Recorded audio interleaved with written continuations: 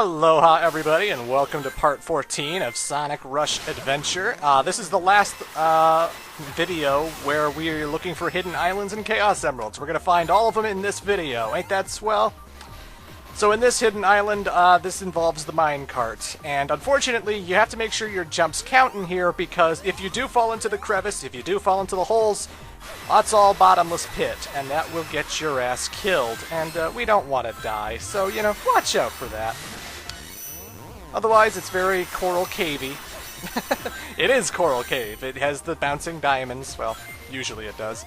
And, you know, familiar music. So all you really have to worry about with this particular hidden island is just jump every time you see an opening. Except for the last one, because then it takes you into a minecart section. But again, or at least a third-person point-of-view minecart section. But, you know, these parts are pretty simple. Pretty easy. I'm Larry David now.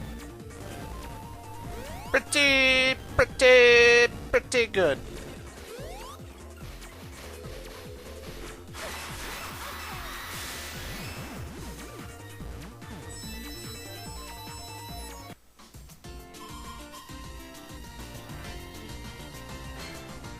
And yeah, I don't really have too much to say. It's more of the same. It's more hidden islands. It's more sailing around. It's funny how I never have to use the jet ski, right? The jet ski has the fewest distance, so it's not really useful for reaching certain areas. It can't pass through shallow rocks and stuff, so it's not very useful for that. So it's like the jet ski you only really use to race Johnny. I don't know why you would use it to travel from location to location. Nothing wrong with the jet ski, but it's not something that you really need to use ever, except for Johnny. But I might talk about the missions that you guys are probably missing out on, because I'm not going to be showing all of that. Again, there are 100 missions in the game, and some of them are pretty basic, pretty simple, and you even get, like, collectible medals for doing some of them, although I don't think the medals actually do anything. Not that I know of. I've checked online. It just seems to be a completionist collection kind of thing. But some of the missions are pretty simple. You know, they'll tell you, like, you have to beat 15 or 20 enemies in, like, I don't know, 1 minute or 2 minutes, you know. So you'll just go through a level and kill a whole bunch of enemies, and boom, you did it. The great thing about the missions is that they don't actually contribute to your life count. So if you have, like, 15 lives and you accidentally die in one of the missions, it doesn't actually take away from your life count. So you'll still have 15 when you leave the mission menu and go into the actual levels and stuff. So it has a separate life counter. It'll automatically let you retry a mission if you fail it. None of these missions are super long or anything. I mean, some have you refighting bosses, some have you refighting bosses twice, because, I don't know, padding? Like, literally, there's a mission where, like, one of the coconut crew will tell you, the ghost whale is back. You have to fight it again. So you do. And I didn't really notice anything harder about the boss. It just felt like the same old thing. And I was like, okay. Some of them are a little bit harder. I felt like the Ghost Rex and the Ghost Pirate, they seemed a little bit more tenacious. They seemed to have a little bit more of an edge. But generally, it just, you know, you'll refight bosses and it's not really that much harder. They don't rank you in missions. You're not trying to get S ranks in those kind of situations. You're just trying to do them. So you don't have to worry about that. You know, but literally, there's a mission where you beat Ghost Whale, and then another mission pops up where it's like, oh man, the Ghost Whale has shown up again. So you'll fight it. There are missions where you have to collect a certain amount of rings in time. There's a certain trick missions where they want you to do like 30 tricks before 1 minute or 2 minutes is over. So basically you look for springs, you look for things you can bounce off of, and keep mashing the A button. And you're not allowed to use the same spring twice. If you bounced on one spring and you did 6 tricks, you can't go onto that same spring and do more tricks. I mean, you can do more tricks, but it's not going to count as extra tricks, so you have to look for more springs and stuff. And they even have certain trick challenges where they are combo-based, where basically you have to bounce from spring to spring to spring, or mushroom, or, you know, bungee thing, or whatever, And you're just supposed to get a certain combination without breaking that combination. Without hitting the same spring you just bounced off of, or hitting the floor, so that you can get like a 20 or 15 trick bonus, you know? It's always indicated in regular gameplay whenever you do tricks by like all the top right corner. It'll have all these stars and like the number going around it and stuff like that. So, you know, a lot of trick missions. There are a few missions that are really freaky annoying, that are really trial and error. The most notorious one for me was the one for Blizzard Peaks 1. Because in Blizzard Peaks 1, just like this hidden island, you're on a snowboard that's constantly moving, right? And you have to hit these flags in numerical order, but they don't have any, like, heads up. They don't have any jump, jump, slide, slide, like it's Mega Man 8 or something.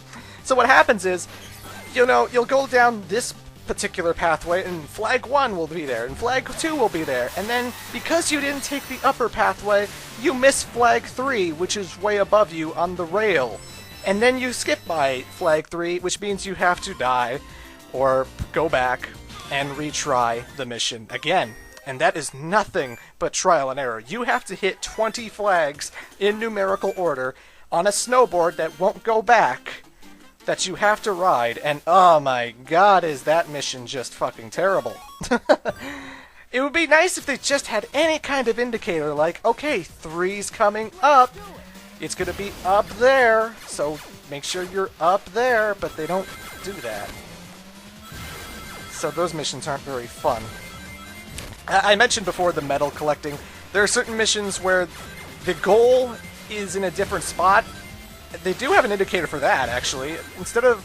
I was just talking about this with the flags, but for the medals, they do indicate, like, the arrow pointing upwards. Therefore, the goal must be upwards. And when you open the treasure chest in that particular area, you get a medal. And, like the silver medals in Sonic 06, they are entirely pointless. But good news, ladies and gentlemen, we're heading to Hidden Island number 16. And Hidden Island number 16 is a bit of a throwback level. Oh, I love my throwback levels. So let's see if you can ascertain what the level is when we start going through it, eh? Also, Hidden Island 16 is different from the other Hidden Islands because once you beat it, you can actually leave from it whenever you're going into a watercraft, which is how you reach some of the higher Johnny Race and certain islands, because you have to take off from Hidden Island 16 because they're too far away from any other position. But this is the throwback level. Does it look familiar to you guys at all? Even newcomers who just subscribed to me should know. Just pay attention right there, right on the screen, okay? Just pay attention right there, right on the screen, okay? Do you get it? Right there, right on the screen. Do you see it? Right there, right on, right there, right on. This is a throwback to Leaf Storm from Sonic Rush 1. This is the first level of Leaf Storm. This is Leaf Storm Act 1.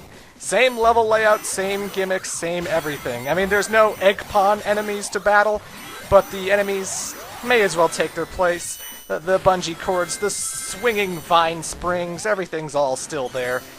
So this is the first level of Sonic Rush. And it's Hidden Island number 16. So this area exists in the Soul Dimension as well. How about that? But, you know, it's nice to have a cool throwback level, even if it was just the last game. There haven't been any other Boost Sonic games, so... It would be kind of weird to play through, like, a Game Gear level with the boost mechanic, you know? Or any kind of the Genesis levels. Like Chemical Plant with boost. It'd be something else. But, again, Hidden Island 16 counts as a dock port. The other Hidden Islands do not, but 16 does. Why? Well, I guess being a throwback island, it gives it the credentials. This counts as a regular level. It's a throwback level.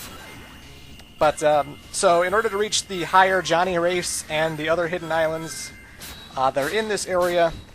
you know, dock away from Hidden Island 16. And that's something the GameFAQs map should clarify to confused people who are wondering, how do I get to that island?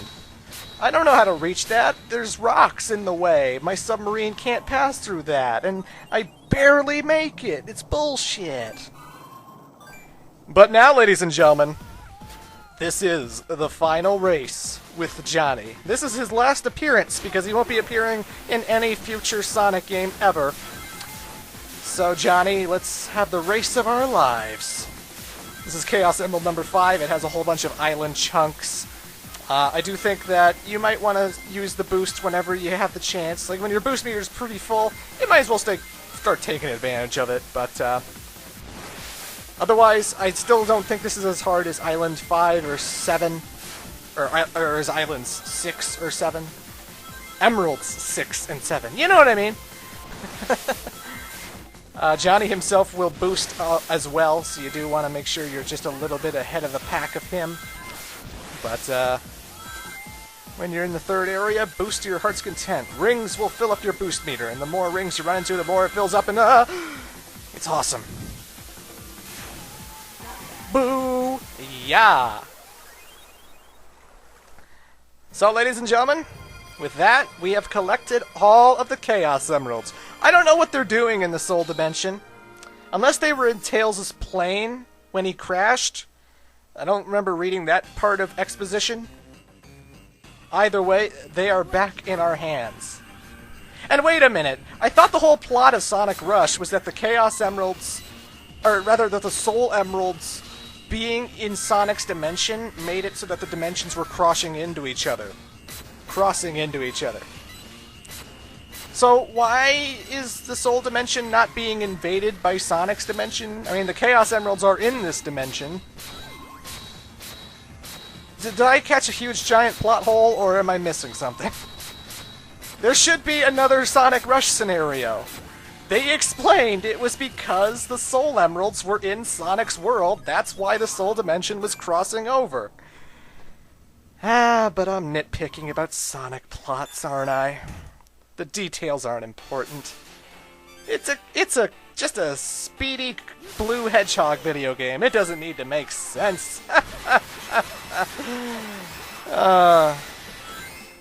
But either way, now I'm just visiting the last 2 hidden islands just to find them and just to show them off, because they only have 2 more to go, and then we'll be done with the exploration part of the game, ladies and gentlemen.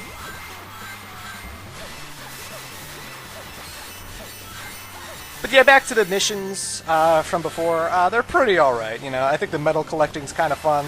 The trick ones and the enemies destroying stuff. It's all standard stuff. It's not, like, super impossible or anything. It's just very time-consuming. I had to do a lot of background stuff.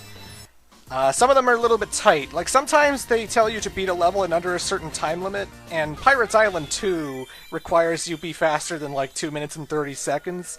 And that was a lot tighter than I thought it would be.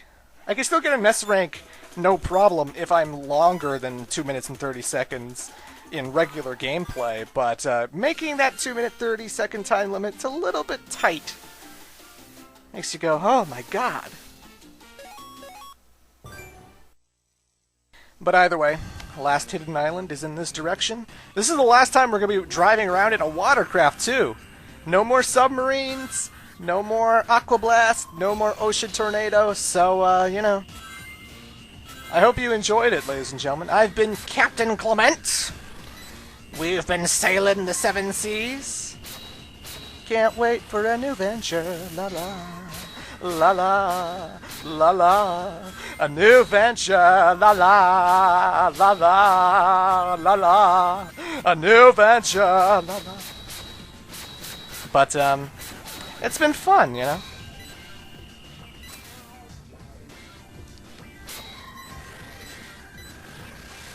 What do the sharks have against me? Why do these sharks hate my submarine so much?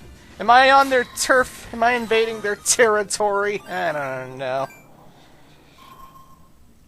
But either way, the last hidden island is a giant paragliding thing where... Well, it's not giant, but... It's all paragliding. You boost, immediately you're paragliding. You push up, it goes up, but it's always going to be going down when you're not pushing up, and you're trying to dodge enemies and hit ring boxes and be fast and do tricks when you hit the rings. And, okay, that was quick.